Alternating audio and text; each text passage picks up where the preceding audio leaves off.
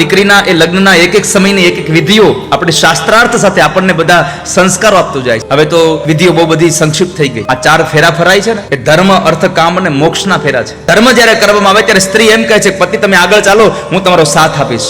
પૈસા કમાવાનો વારો આવે તો સ્ત્રી એમ કહે છે કે તમે પૈસા કમાવા જાશો, જરૂર પડશે તો હું પણ પૈસા કમાવા માટે મજૂરી કરીશ, તમારો સાથ આપીશ. કામ એટલે કે તમારા કુળની વંશની પરંપરાઓ વધે એના માટે હું કામને ભોગવીશ, તમારો સાથ આપીશ. પણ મૃત્યુનો વારો આવે તો સ્ત્રી એમ કહે છે કે આગળ હું થઈશ, તમારા નામની ચુંદડી ઓઢીને પહેલા હું સંસારમાંથી નીકળી જઈશ. અને જ્યારે પતિ જીવતો હોય અને પત્ની મૃત્યુ પામે ને ત્યારે એના કપાળમાં સેથો પૂરીને પછી એને સ્મશાન સુધી લઈ જવામાં આવે છે.